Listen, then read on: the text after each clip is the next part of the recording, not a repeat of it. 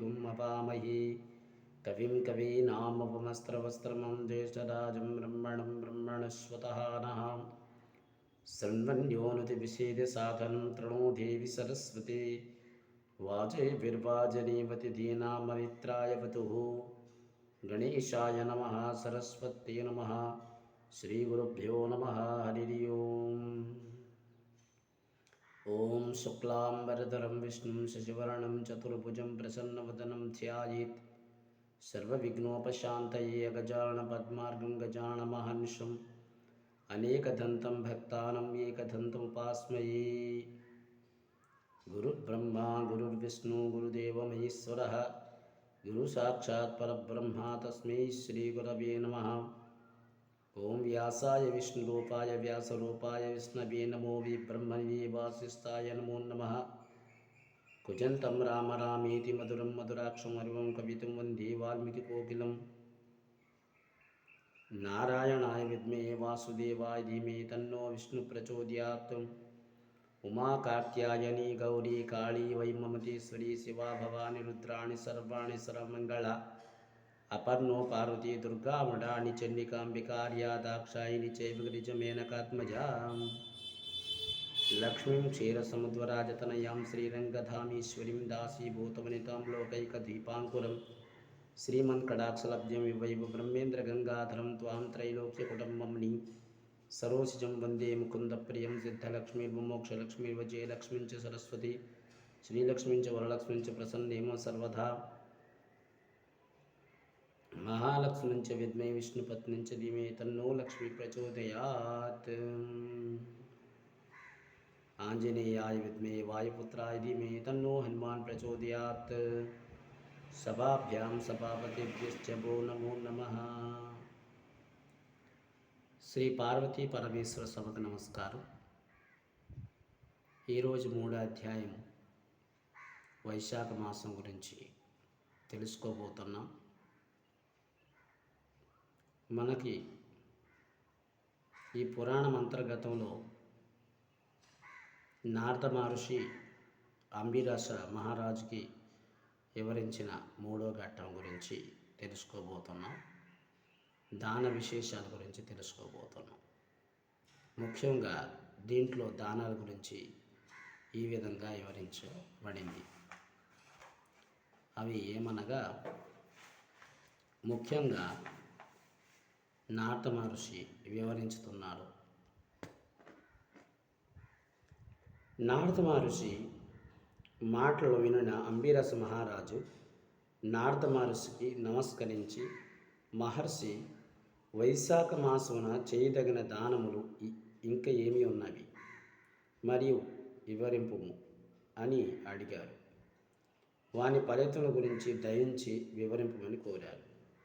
అప్పుడు నారద మహర్షి ఎట్లా అనును, చల్లని గాలి తగులుచు సుఖనిద్రను కలిగించే పర్యంకం అంటే మంచమును సత్బ్రాహ్మణునికి లేదా గృహస్థుడికి దానము ఇచ్చేవారు ధర్మ సౌధమునికి హేతువైన శరీరమును వ్యాధి బాధలు లేకుండా జీవిస్తారు. ఎట్టి తాపత్రయములకు ఆది వ్యాధులు లేకుండా సుఖమును జీవించుతారని అర్థం. ఇహలోక సుఖములను అనిపించుతారు, పాపములు లేకుండా ఉందురు. అంతేకాదు, మహాయోగులు సైతం పొందలేని అఖండ మోక్ష సామ్రాజ్యాన్ని పొందుతారు. వైశాఖ మాసము ఎండలను బాధపడేవారికి, బ్రాహ్మణ శ్రేష్ఠులకి శ్రమను పోగొట్టినట్లు సర్వోత్కృష్టమైన నిత్య ఏలోకమును పెట్టే బాధల నుండి ముక్తి పొందడానికి ఆ సత్పురుషుల బ్రాహ్మణులకి ఆసనంపై శయనించేవారు కూర్చున్నాడికి దాత తెలిసి తెలియక చేసిన సర్వ పాపములు అగ్నిచే కర్పూరం వలె దహించినట్లుగా నశిస్తాయి. అంటే వారికి ఆసనం ఇచ్చినట్లయితే ఫలితాన్ని పొందుతారు. ఇహలోక సుఖమును అనుభవించే దాత మోక్షమును పొందెను. స్థానమాత్రం చేత పుణ్యాలు ఇచ్చే వైశాఖ మాసమున ఎవరైతే పరుపు లేదా వస్త్రం మంచం పైన పరిచి అంటే అత్యాదనం చేసి గల పరుపును ఉత్తమమైన ఆహారం దానం చేయవారు చక్రవర్తులై సమానం ఫలితాన్ని పొంది వారి వంశంతో పాటు శారీరక మానసిక బాధలు లేకుండా సుఖశాంతులతో అభివృద్ధి పొందుతారు. ఆరోగ్య కీర్తి ప్రతిష్టలు పొందుటకు వారు 100 తరముల వరకు దాని కులములో ధర్మహీనుడు జన్మించడు, తుదికి ముక్తి పొందుతాడు. సోత్రుడైన సద్బ్రాహ్మణులకు ఆ మంచంపై పరుపుతో పాటు దానమిచ్చినచో సుఖనిద్రకు కారణమై మంచమునకు పరుపును తలగాడి అంటే దీనుడిచ్చినచో ఆ దాత అందరకు అన్ని విధాలుగా మహోపకారం చేయబడి ప్రతి జన్మం యందున సుఖ సంతోషాలతో భోగ భాగ్యాలతో ధర్మపారాయణుడై అన్నిటి విజయమును పొందుతారు. 7 జన్మల వరకు మహావైభవంగా గడిపి తుదికి ముక్తి నొందును. నిర్మలమైన చాపను దానమిచ్చిన సో శ్రీ మహావిష్ణువు సంప్రీతితో తాని దానము యందును శయనించిన ఊర్ల ఉన్ని గొర్రి బొచ్చు వీటి అందున పడినను తడప ముందుచో అట్టి పర్యాంకం శయదానం చేసేవారు. సంసార ముద్రలో ఉన్నను ఆ వికారములన్నిటి స్థితిని పొందుదురు. అట్టి పర్యాంక శయదానం చేయ లేనివారు కనీసం చాపదానం చేయవచ్చు. శక్తి అందు పర్యాంకం అంటే శాపదానం శయదానం చేసినట్లయితే పుణ్యము. ఆసక్తులై శాపదానం లేదా శయదానం చేసేవాని వచ్చును. పడుకోవడానికి నిద్రతో శ్రమ సుఖమును ఇచ్చే అంటే దుఃఖము నశించే అట్టి నిద్రను కలిగించే కటదానం అంటే శాపదానం చేసిన రాజా వైశాఖ మాసంలో కంబళి దానం అంటే రగ్గు అంటే దుప్పట దానం చేసేవానికి అపమృత్యువును పోగొట్టే చిరకాలం నిశ్చింతంగా సుఖజీవనం కలిగే వారికి గావించును.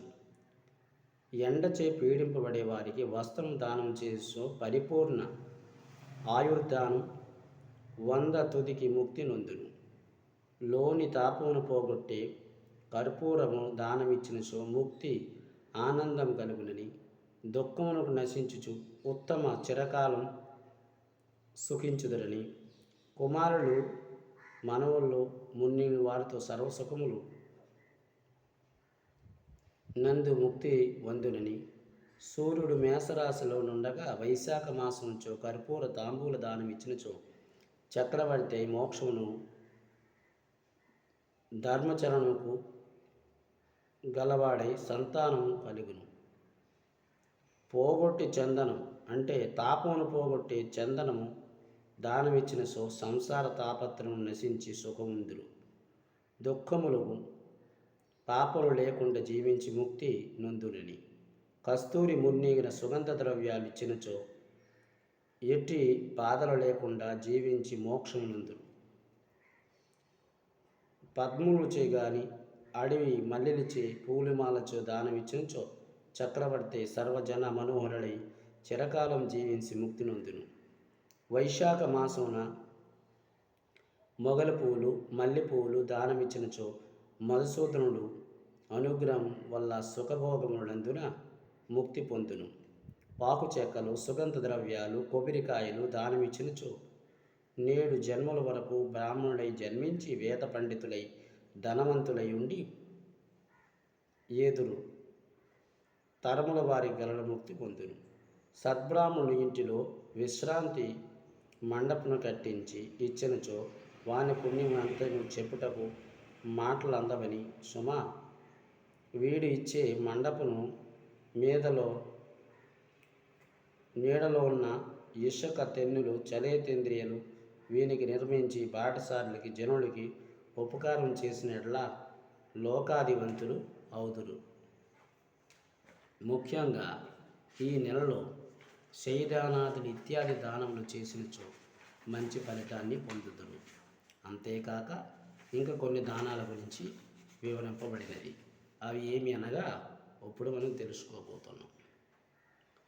మార్గములు, తోట, చెరువు, నొయ్య, మండపము వీరిని నిర్మించే వానికి పుత్రులు లేఖనును ధర్మలోపము అందువలన భయం లేదు.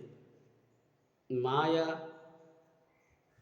చెరువు, తోట, విశ్రాంతి మండపములు, చలేతేంద్రియములు, అలాగే వరకోపములు, మంచి పనులు చేయుట, పుత్రుడు, ఈ 7 అంటే సప్త సంతానం పెద్దలు చెప్పి ఉన్నారు. వీరిని ఏ ఒకటి చేయునున్నను మానవులకి పుణ్యలోక ప్రాప్తి లేదని చెప్పారు. అంటే ఈ 7 ఏదైనా ఒకటైనా కూడా చేయాలి. పుత్రులు లేని వారు కనీసం చేసినట్లయితే వారు పుత్రులకు పొందే సంతానంతో సమానమని, వారి ముక్తి మార్గం పొందుతారని వివరించబడుతుంది. ఏమి అనగా సద్బ్రాహ్మణులకి వస్త్రదానం, తీర్థయాత్ర, సజ్జన సాంగత్యం. సజ్జన సాంగత్యం అంటే గురువుల వారికి లేదా మహాత్ములు జ్ఞానం పొందాలి. జలదానము, అన్నదానం, అశ్వద్ధోరణ అంటే ఉత్తరణ అంటే రాయి చెట్టు నాటడం, పుత్రుడు అనే ఈ 7 సప్త సంతానములకు వేద వ్యక్తులు చెప్పి ఉన్నారు. 100 కొలది ధర్మకార్యములు చేసినను సంతానం లేని వారికి పుణ్యలోక ప్రాప్తి లేకుండా ఉండేవారు. పైన చెప్పిన ఏదో సంతానంతో యథాశక్తిగా ఏవైనాను ఏ ఒక దానమైనా చేసి సంతానవంతులై పుణ్యలోకాన్ని పొందవచ్చును. పుణ్య పాప వివేకంచే పశువులు, పక్షులు, మృగములు, వృక్షములు వద్ద ధర్మాచరణ లేకపోవడిచే పుణ్యలోక ప్రాప్తి ఉండవు. కానీ పుణ్యపాప వివేచన శక్తి కలిగిన మానవులు వద్ద ధర్మములు అనుసరించి వారికి పుణ్యలోకం ఎట్లా కలుగును అంటే వారి కార్యములు ఏదో ఒకటో చేయాలి, లేదా దాని ఫలితాన్ని మనం పొందలేము. ఉత్తమమైన వారు పాకు చెక్కలను, కర్పూరములు, మున్నిగలు, సుగంధ ద్రవ్యములు గల తాంబూలాన్ని సద్బ్రాహ్మణులకు దానమిచ్చి వారి యొక్క పాపములన్నీ పోవచ్చు. తాంబూలదాత కీర్తి, ధైర్యమును, ఫలపదమును పొందురు నిశ్చయం.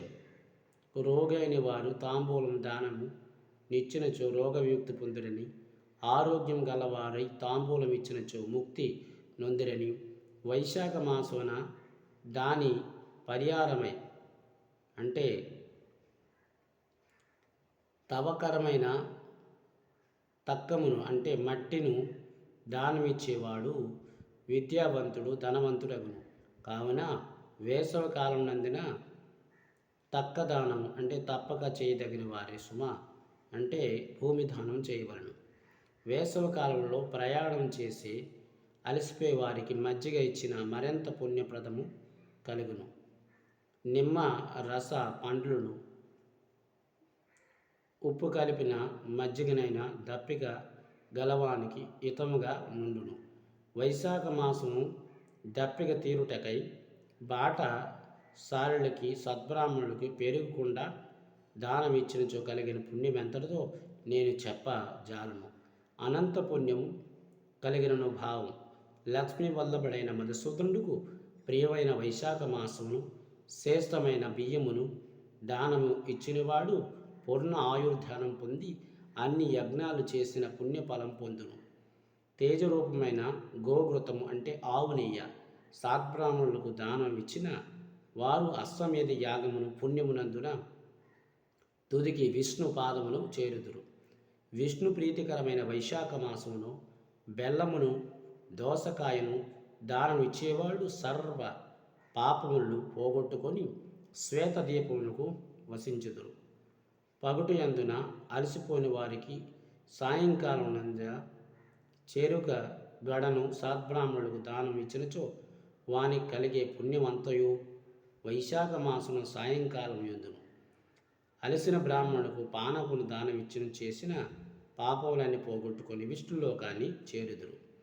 పండ్లను పాపమును పానకమును దానమిచ్చినచో దాత యొక్క పితృదేవతలు అమృతపానం చేసినంత ఆనందాన్ని పొందుదురు. దాతను వాని పితృలో దేవతలకు ఆశీస్సులు పొందుదురు. అంటే వైశాఖ మాసంలో పానకంతో పాటు మామిడి పండ్లు దానమిచ్చినచో సర్వ పాపములు హరించును, పుణ్యలోక ప్రాప్తి కలుగును. చైత్రమాసమునందున అమావాస్యనందున పానకమును ఇవ్వబడిన కుండను దానమిచ్చినచో గయాక్షేత్రంలో 100 మార్లు పితృశ్రద్ధను చేసినంత పుణ్యము కలుగునని, ఆ పానకును కస్తూరి కర్పూరం మట్టివేలు మిశ్రమచే కలిపి చైత్రమాసమునందునో అమావాస్యనందున దానమిచ్చించో వివిధాతుల్లో తిథిలో చేసిన పుణ్యము లభిస్తుందని, పూర్ణాయు అంటే 96 శ్రద్ధములు నిర్మించిన పుణ్యము కలుగునని నారద మహర్షి అంబిరస మహారాజుకి వివరించారు. ముఖ్యంగా ఈ నెలలో ఇప్పుడు చెప్పిన దానాల్లో వీలైనంత వరకు మనకు కలిగిన దానం చేసినట్లయితే ఆ శ్రీ లక్ష్మీనారాయణ యొక్క అనుగ్రహం మనం పొందగలుగుతాం. అటువంటి అయిన పవిత్రమైన ఈ వైశాఖ మాసం ఎవరైతే జార విడిస్తారో వారి జీవితంలో ఒక అత్యద్భుతమైన విషయాలు కోల్పోయిన స్థితికి వచ్చేస్తారని ఒక భావం. అందుకే మనమున్న ఈ స్వల్పకాలంలో మరణ చక్రంలో భ్రమించుచున్న మాయలో ఈ మాయ నుండి తప్పించుకోవడానికి కనీసంలో కనీసం ఆ లక్ష్మీ సమేతుడైన నారాయణకి సేవ చేసే గొప్ప ఫలితాన్ని ఆ శ్రీహరి మనకి ఇచ్చినప్పుడు సద్వినియోగం చేసుకోవడం ఈ మానవ జన్మకు ఉత్తమమైన స్థితి.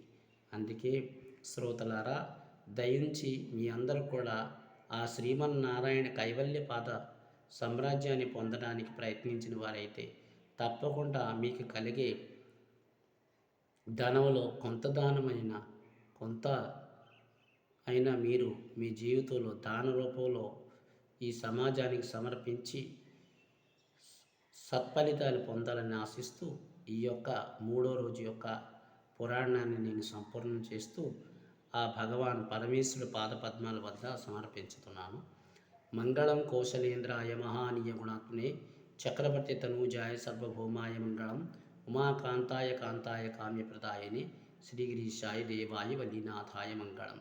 సర్వం శ్రీ పార్వతీ పరమేశ్వర పాదపద్మార్పణమస్తు. స్వస్తి.